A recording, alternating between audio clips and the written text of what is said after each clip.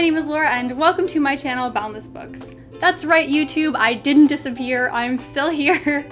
My schedule for filming got completely thrown off because I moved apartments, which you probably can't tell because my setup is virtually the same, but I'm back and I want to talk to you guys about some of my favorite historical fiction books. In the past, I've talked about historical fantasy books. I was in a phase for a while where I just couldn't get enough of reading books set in Victorian London with elements of magic thrown in.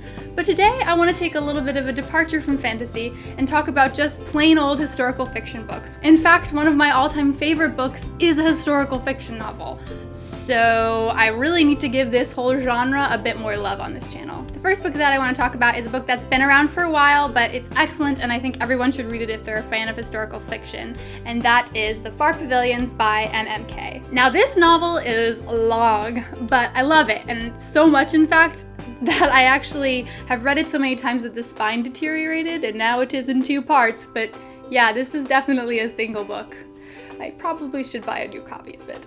This novel is set in India during the reign of the British Raj, and if you're not familiar with that time period, that's from around the mid-1800s to the mid-1900s when Britain was ruling India. This novel follows a young British man named Ashton, who at the beginning of the novel is orphaned as a young child when his parents are killed during the Sepoy Uprising of 1857. He's then taken in by a young woman named Sita, who is Indian and raises him as her own son. And Ash grows up actually unaware of his parentage and believes his name to be Ashok and that he is in fact Sita's true son. Ash grows up in this remote kingdom in India and ends up befriending a young princess named Anjuli. However, Ash is unable to completely escape his history and eventually discovers his true parentage and is sent off to England for formal training. Years later, he returns to India, except now no longer believing that he is a native son. Instead, he is coming as one of the ruling sahibs in the military. I can attest to the accuracy, however, this novel is so lush in details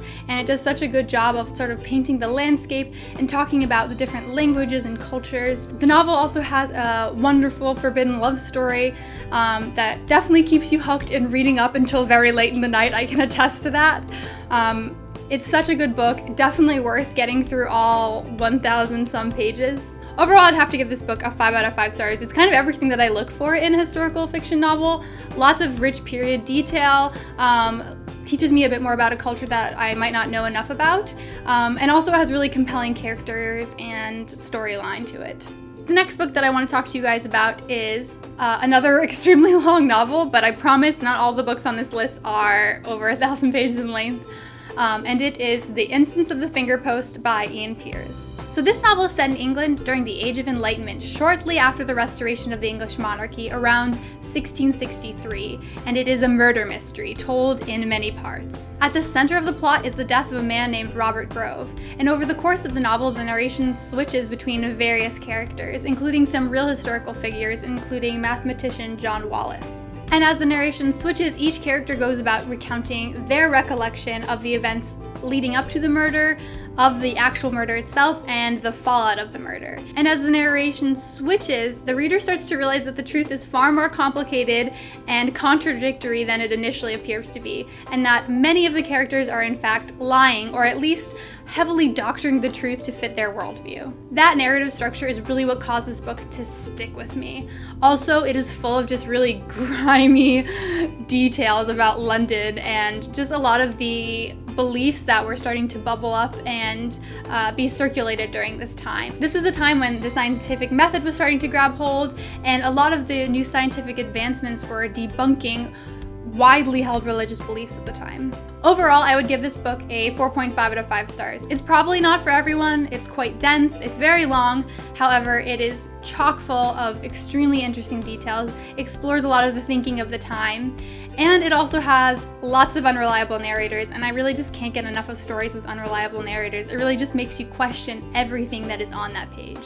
The next book on this list is another novel that takes a much lighter and sensationalized look at history, and that is The Other Boleyn Girl by Philippa Gregory. Philippa Gregory is an extremely prolific writer of historical fiction books, and she is super adept at sensationalizing and turning history into a gripping drama, and I am very susceptible to that. In fact, they actually made this into a movie with Scarlett Johansson and Natalie Portman, which I didn't like, by the way. I just thought it was weirdly casted.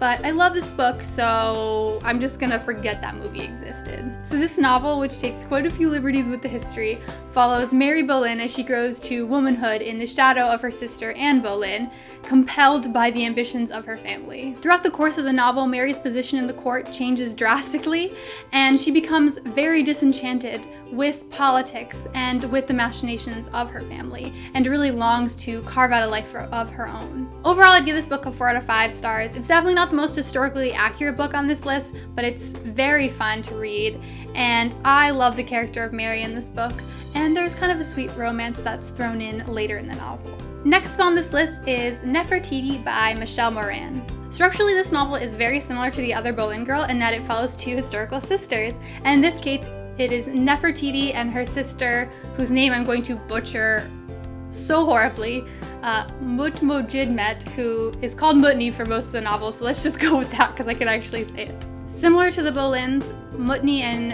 Nefertiti's family is extremely ambitious, and early on in the novel selects Nefertiti to become the wife of the pharaoh. The novel focuses on Nefertiti's struggles to gain and control power as she struggles to produce a male heir, and also as the religious situation is changing quite drastically as the pharaoh is pushing for the people to worship this lesser-known god named Aten. As Mutni watches her sisters rise to power, she longs to escape from the grips of politics. So overall, I would give this book a 4 out of 5 stars. There are definitely people who complain that some of the characters are a little flat and that there aren't quite enough historical details for their liking, but I really enjoyed Mutni's character and the romance that blossoms later in the novel. So for me, I was really happy with this story, and I would definitely recommend it. Switching gears a little bit to a story that's slightly less sensationalized, the next book that I'd like to talk about is Girl with a Pearl Earring by Tracy Chevalier. I consider this book a must-read for fans of art history, especially if you are fond of Flemish painters. This book follows the fictionalized account of a young woman named Griet,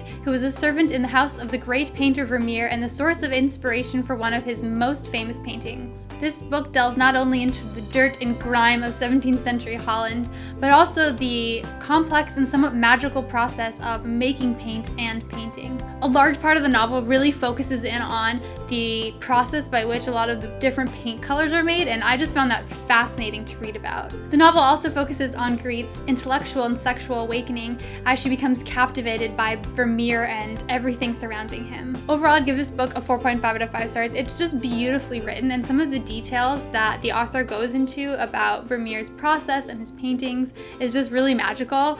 I've actually had the opportunity to see some of Vermeer's paintings in person, and having read that book, it was just such a cool and kind of magical experience to see them in real life. And then the last book that I'd like to talk about, but certainly not the least, is The Beacon at Alexandria by Gillian Bradshaw. I've talked about this book in previous videos, such as my top 10 books of all time video, so if you couldn't tell, I absolutely love this book. I've read it numerous times. But I wanted to give it a shout out on this list as well because it's not very well known and sadly is out of print, although you can buy it used on Amazon, which is how I procured this copy. But it's excellent. It's definitely my favorite novel by Gillian Bradshaw. It's set in Greece and in Alexandria briefly, if you couldn't tell by the title, and follows a young woman named Charisse who wants to study medicine and take the Hippocratic Oath. Gillian Bradshaw is just such a meticulous writer, and there's so many wonderful details in this, and Charisse is a spunky and super compelling heroine. So overall, 5 out of 5 stars. I could read this book probably once a month and I don't think I would be bored of it. So I highly recommend hunting down a copy and reading this. So there you go, these are some of my favorite historical fiction books. Definitely let me know in the comments section down below if you've read any of these and what you thought of them. Also, if you have any recommendations for historical fiction books that you think I might enjoy. And if you like this video, please be sure to give it a thumbs up. And if you haven't already, please be sure to subscribe so you can stay up to date with my latest content. And until next time, my name is Laura, and thank you so much for watching. Bye! Moving my hands up and down. Hopefully the light looks okay. These are not too glary. New location. Woohoo!